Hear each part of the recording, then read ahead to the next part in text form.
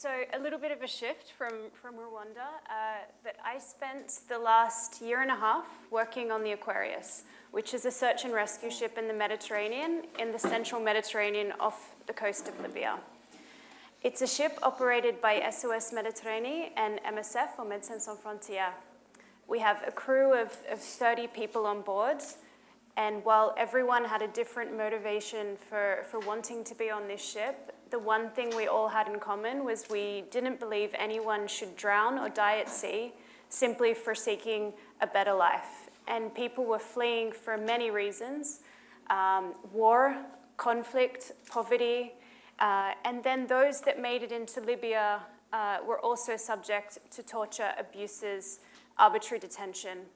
All the people that we rescued were coming from Libya. They were fleeing from the detention centers that they were held in or from places of captivity.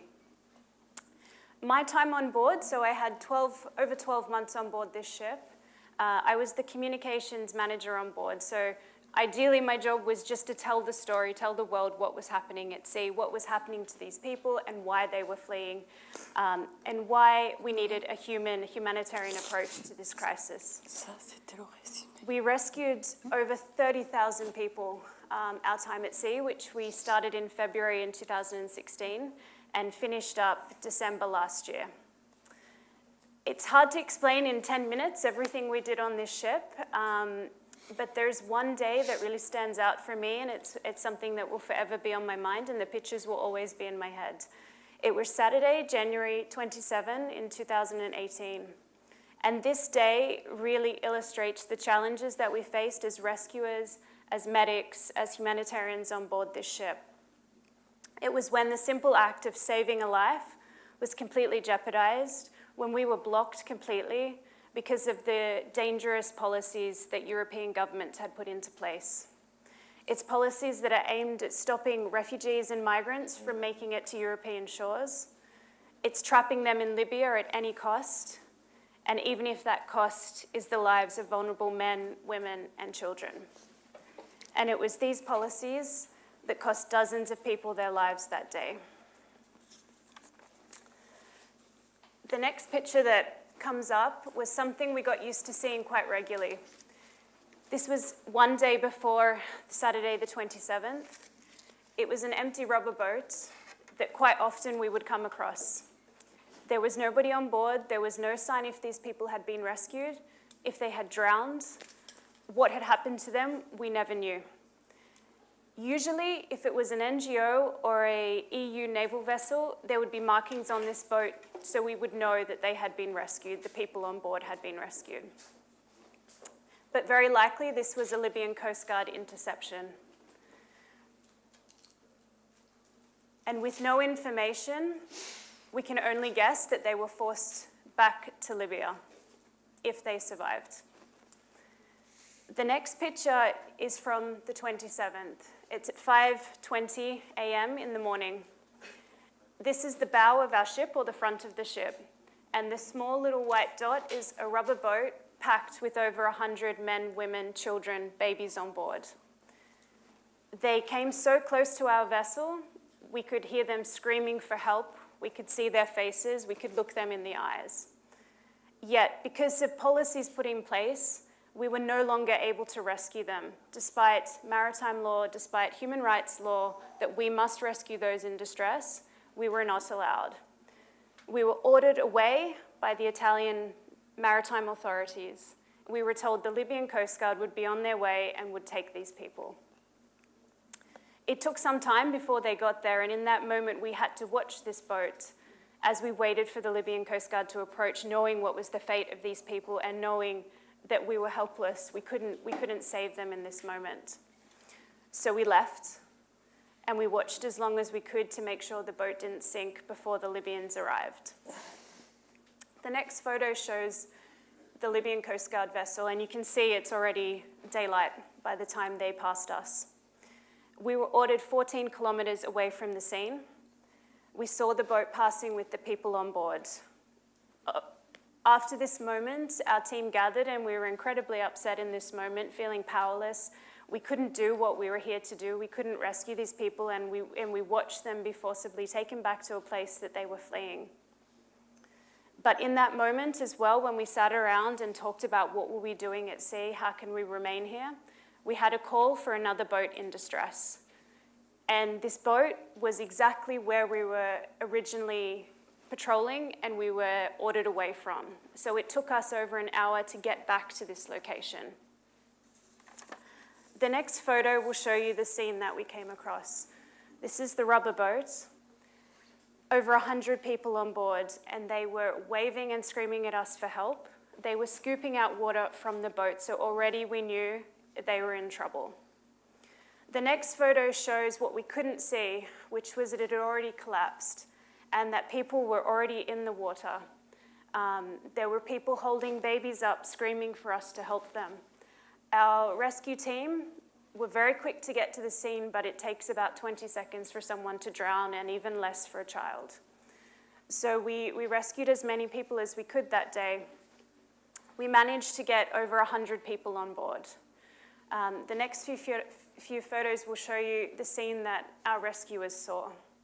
So people struggling to stay afloat. We throw life jackets when we can't get them onto our rescue boats.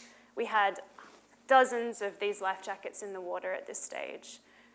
The next photo shows one of the children that we managed to pull out who was still breathing. And the next photo shows people who had managed to swim actually to the main vessel, to the Aquarius, because they had a life jacket on. And this is our marine crew who aren't even search and rescue, but so much part of the team and risking their lives as well to pull people out of the water. The next photo shows what I saw that day. I was on board the Aquarius. I wasn't on the rescue boats. We were in the shelter with everyone who had been brought onto the ship. My timeline is not clear anymore of the events that happened. Rather, it's the pictures and images that stay with me.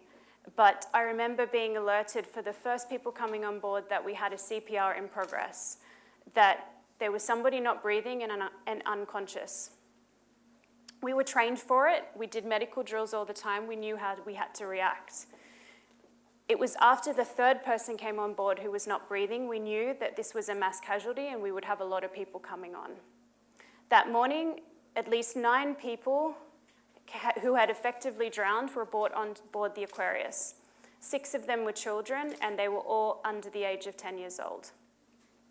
I did chest compressions on at least 3 of them, and as a non-medic, that's not something I would usually do. One of them was a 4-year-old child who we worked on for 40 minutes. We managed to resuscitate all of the 6 children, but 3 women died, including one while I was on her chest. She left behind a 6-month-old baby, who we managed to save. But dozens more had drowned, including a newborn baby. Men, women, children, many drowned. We were never able to get to them before they went underwater, before they sank. The next photo shows the evacuation. We managed to evacuate those we'd resuscitated on a medical helicopter. They were taken to Tunisia. Many of them were separated from their families as well. Some had family on board, but we could only take the urgent medical cases. And the next photo will show us disembarking in Italy, in Sicily. Those that survived, along with the bodies that we had on board, were all disembarked. And this is just one example of the hundreds of rescues that we did.